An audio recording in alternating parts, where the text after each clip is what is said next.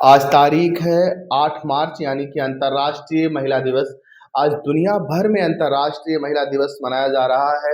इसको मनाए जाने का उद्देश्य है कि महिलाओं को जागरूक करना और महिलाओं की जो भी उपलब्धियां हैं आर्थिक, सामाजिक, राजनैतिक, सांस्कृतिक उन उपलब्धियों का जश्न मनाना। और उपलब्धि, जागरूकता ये सब कहाँ से आएगी? ये सब शिक्षा से आएगी। दुनिया की जो आधी आबादी है वो महिलाओं की है और किसी भी देश की तरक्की में महिलाओं का शिक्षित होना, महिलाओं का जागरूक होना बेहद आवश्यक है। जब ये आधी आबादी आपसे कट जाएगी तो उस देश का विकास कैसे हो पाएगा? आज क्या आप जानते हैं कि चाइना आज़ादी के बाद सबसे ज़्यादा डेवलप करने वाला देश है और उसका सबसे बड़ा कारण है शिक्षा। अगर आप शिक्षित होंगे तो आप जागरूक होंगे, समझदार होंगे और सही फैसले ले पाएंगे। आज के इस दौर में हम लोग धीरे धीरे जो है बराबरी की ओर जा रहे हैं, समानता की ओर जा रहे हैं। पहले का दौर ऐसा नहीं था। पहले असमानताएं थी, गैर बराबरी थी। एक बेहद ही खतरनाक कुप्रथा इसी देश में हुई है, सती प्रथा। महिलाओं को जिंदा जलाने का काम किया जाता था। और आज से भी 300-400 साल पहले एक कहानी मैं आपको सुनाता हूं।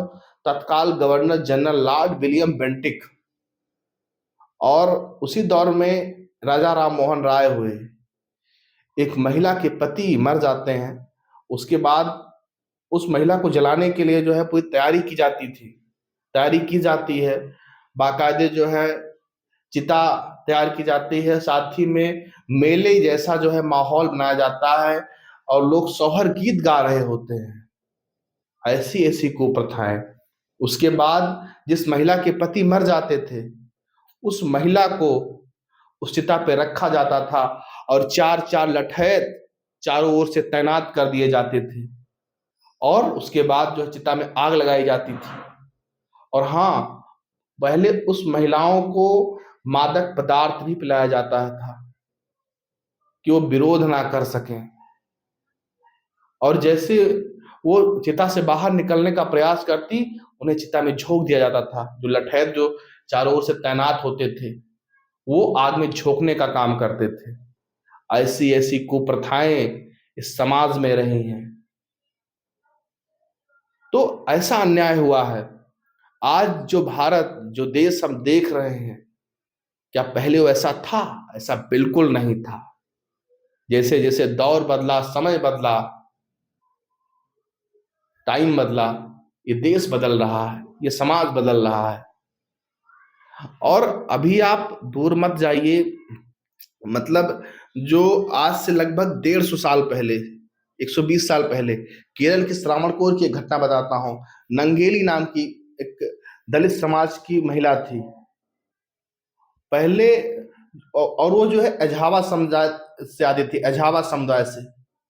उनको जो है कपड़े पहनने का अधिकार नहीं होता था और एक टैक्स लगता था, ब्रेस्ट टैक्स।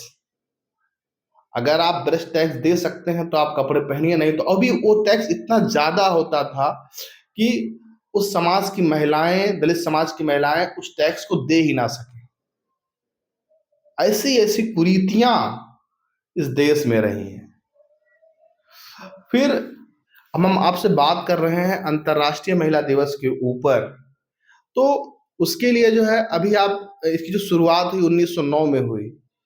तत्काल में जो सन 1909 में अमेरिका के न्यूयॉर्क में लगभग 15,000 महिलाओं ने प्रोटेस्ट किया, विरोध किया। और प्रोटेस्ट उनका था कि हमारे जो वेतन को बढ़ाया जाए और साथ ही में जो काम के घंटे हैं उसको कम करने का काम किया जाए। प्रोटेस्ट किया, उसी समय से अंतर्राष्ट्रीय महिला दिवस मनाए जाने की शुरुआत शुरू हो गई और फिर अंतर्राष्ट्रीय महिला दिवस मनाया जाने भी लगा।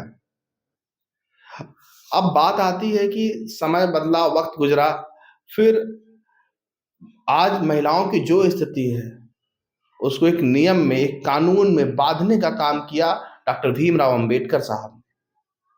उन्होंने ढेर सारे काम किए हैं महिलाओं के लिए। महिलाओं को शिक्षा का अधिकार दिया है। आज जो महिलाएं, जो भी लड़कियां स्कूल जा रही हैं उसमें बड़ा योगदान डॉक्टर भीमराव अंबेडकर का है। उन्होंने महिलाओं को शिक्षा का अधिकार दिया कि नहीं, सबको अधिकार है, आप भी स्कूल जाइए। मैटरनिटी लीव, हाई जो छुट्टी मिलती है महिलाओं को, ये सब जो है चीजें जो है डॉक्टर अंबेडकर साहब ने दिया। अब अभी आप दूर मत जाइए, जब हम लोग छोटे थे, लगभग 15 16 17 18 साल पहले लगभग, जब हम लोग 4th 5th क्लास में हुआ करते थे, उस दौर में भी जो है पीछे जो है लगभग 15 लड़के बैठते थे, 15 लड़के 20 लड़के, और लड़कियां 3 4 होती थी। तो और अभी भी ऐसा नहीं कि स्थिति अब बहुत ज्यादा बदली है, अभी भी जो है, लेकिन हाँ ये काफी हद तक सुधार हो गया है। अब लोग पढ़ने जाते हैं, स्कूल जाते हैं, लेकिन फिर भी अभी भी काफी कुछ सुधार होना बाकी है। और खास तौर से शिक्षा के ऊपर, मतलब सिर्फ महिलाओं नहीं, पुरुष की शिक्षा में भी जो है वही हाल है। बहुत अच्छा शिक्षा की स्थिति जो है अभी भी इस देश में नहीं है। अभी काफी बड़ी संख्या जागरूक नहीं है, समझदार नहीं है, पढ़ी लिखी नहीं है। और जो पढ़ लिख भी रहे हैं, एक मतलब कोटा पूर्ति सा बन गया। अभी हमने कहा था कि एक ऐसा लड़का जो बड़े बड़े विश्वविद्यालयों में पढ़ रहा है, जो दिल्ली विश्वविद्यालय में पढ़ रहा है, जो इलाहाबाद विश्वविद्यालय में पढ़ रहा है, तो जो देश के बड़े विश्वविद्यालय में पढ़ रहा है, उस लड़के से तुलना एक गांव में पढ़ने वाला लड़का कैसे कर पाएगा। एक प्राइमरी से जूनियर, जूनियर से जो भी मतलब स्ट्रक्चर है, एक गांव समाज का लड़का भला कैसे तुलना करेगा उन बड़े बड़े जो भी संस्थान हैं वहां पढ़ने वाले बच्चों से। तो जो शिक्षा का स्ट्रक्चर है, बड़े बड़े कॉलेजों का ना होना, विश्वविद्यालयों का ना होना, ये तो हर जिले में होने चाहिए। तो शिक्षा का स्तर, गिरता हुआ स्तर एक बड़ी समस्या है। आज हम लोग अंतर्राष्ट्रीय महिला दिवस मना रहे हैं, तो हम लोगों को एक शपथ लेनी चाहिए कि हम लोगों को पढ़ना है, अपने बच्चों को पढ़ाना है, इस समाज को जागरूक बनाने का काम है, करना है। वही बात हमने कहा कि आज चीन ने सबसे ज्यादा डेवलप किया है आजादी के बाद से। क्यों किया है? क्योंकि उसने अपने लोगों को शिक्षित किया है, जागरूक बनाया है। जब लोग पढ़ेंगे तभी तो बढ़ेंगे, जब पढ़ेगा इंडिया तभी तो बढ़ेगा इंडिया। तो अगर आगे बढ़ना है तो हमें शिक्षा के महत्व को समझना होगा, उसको जानना होगा। आदरणीय मायावती जी, एक आइकॉन, उत्तर प्रदेश की पहली दलित महिला मुख्यमंत्री, कैसे पहुंच गई वो प्रदेश के मुख्यमंत्री के रूप में? क्योंकि उन्होंने शिक्षा ग्रहण की। ऐसा तो है नहीं कि बिना शिक्षित हुए चली गई। एक वाकया उनके पीछे भी है। दिल्ली में कॉन्स्टिट्यूशन क्लब में उस समय के एक बड़े नेता राजनारायण बार बार हरिजन शब्द का प्रयोग कर रहे थे। मायावती जी सुनती हैं, मंच पे चढ़ती हैं और वो राजनारायण का जबरदस्त विरोध करती हैं। और वहां पर जो भीड़ इकट्ठी हुई थी, उस भीड़ ने राजनारायण मुर्दाबाद के नारे लगाए। और उसी में एक संगठन था बाम सेफ। बाम सेफ संगठन के लोगों ने देखा कि एक महिला इतने जबरदस्त तरीके से राजनारायण का हुलिया बिगाड़ दे रही है, और ये बात जाकर उस बाम सेफ संगठन के लोगों ने, फिर जब वो आई नीचे तो संगठन के लोग उनसे मिले, और फिर वो जाके जो है बामसेफ संगठन के जो मुखिया थे मान्यवर कांसीराम, उनसे बताया। कुछ दिन बीता, समय बीता, कांसीराम आदरणीय मायावती जी के घर जाते हैं और वो घर के मुखिया प्रभुदास की ओर देखते भी नहीं और सीधे मायावती से मुखातिब होते हैं। उनसे कहते हैं, क्या कर रही हो? पढ़ाई कर रही हो? मायावती जी कहती हैं कि हाँ, पढ़ाई कर रहे हैं, डीएम बनना है, आईएएस बनना है, पीसीएस बनना है, अपने समाज का कल्याण करना है। उन्होंने कहा कि आइए हमारे पास, साथ आइए, हम आपको वहां पहुंचाने का काम करेंगे जहां से कितनों नेता, कितनों डीएम, कितनों एसडीएम आपके सामने हाथ बांधे खड़े होंगे, फाइलों के दस्तखत कराने के लिए खड़े होंगे। वो दौर था। मान्यवर कांशीराम कैसे इतने बड़े आइकान बन गए। आदरणीय मुलायम सिंह यादव कैसे इतने बड़े नेता बने। लालू प्रसाद यादव जी कैसे। उसका कारण है शिक्षा। शिक्षा से ही जो है ये लोग आगे बढ़े। मुलायम सिंह का जिक्र करते हैं, एक स्कूल का शिक्षक, और अपनी पार्टी इन्होंने खुद बनाई। 1992 में समाजवादी पार्टी का गठन, 1993 में उसी पार्टी से उत्तर प्रदेश के मुख्यमंत्री बने। तो सबसे बड़ा, क्योंकि शिक्षित थे, जागरूक थे। जब ये जागरूक हुए तभी तो अपनी बातों को लोगों के बीच में रख पाए। तो हमें इन लोगों को समझना चाहिए, इन लोगों को पढ़ना चाहिए। मुलायम सिंह यादव जी साइकिल नहीं होती थी उस दौर में, साइकिल से जो है जो ये पहली बार विधायकी का चुनाव लड़ने के लिए गए जो है, तो साइकिल से प्रचार किया करते थे।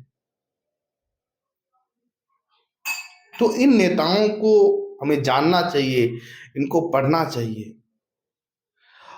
और देश की पहली महिला शिक्षिका सावित्रीबाई फूले, उनको पढ़िए, उनको जानिए कि उन्होंने जो माध्यम चुना, शिक्षा का माध्यम चुना। ये आज भी हम लोग माता सावित्रीबाई फूले को याद कर रहे हैं, उनको जानना चाहते हैं, उनको पढ़ना चाहते हैं। उन्होंने भी आज के 200 साल पहले शिक्षा के महत्व को समझ लिया था। उनको पढ़िए। उन्हीं की एक खास सहयोगी फातिमा शेख ने भी जो है ज्योतिबा और सावित्रीबाई फूले के साथ मिलकर लोगों को जागरूक करने का काम किया, लोगों को शिक्षित करने का काम किया। तो देश की उन महान महिला विभूतियों को जानिए और पढ़िए। देश की पहले महिला मुख्यमंत्री उत्तर प्रदेश की पहली महिला मुख्यमंत्री सुचेता कृपलानी, उत्तर प्रदेश की पहली महिला राज्यपाल सरोजनी नायडू, आदरणीय मायावती जी, आदरणीय सुश्री ममता बनर्जी जी, ये सब इस महिला समाज की आइकॉन है। और उनको पढ़ना है, उनको जानना है, और साथ ही में शिक्षा के महत्व को समझना है। और सिर्फ समझना नहीं है, उसको लागू करना है, पढ़ाई करना है और आगे बढ़ना है। आज हम लोग चाइना के जो है हर एक सामान को यूज करते हैं, मोबाइल यूज करते हैं, लेकिन हम लोग क्यों इतना पीछे हैं। हमारे सामान, ऐसा नहीं कुछ सामान चाइना भी यूज करता होगा, लेकिन पूरा जो हम लोग जितना अपने सामान यूज नहीं करते हैं, उससे ज्यादा हम लोग चाइना के सामान यूज करते हैं। मोबाइल से लेकर के हर छोटी से छोटी चीज, हर बड़ी से बड़ी चीज। ऐसा क्यों? क्योंकि उसने जो है अपना इंफ्रास्ट्रक्चर तैयार किया। और वो कैसे संभव हुआ? शिक्षा से। तो शिक्षित बनिए, सजग बनिए, और पुनः जो है अंतरराष्ट्रीय महिला दिवस की ढेर सारी शुभकामनाएं। और शुभकामना से काम नहीं चलने वाला है। शिक्षित बनिए और सजग बनिए।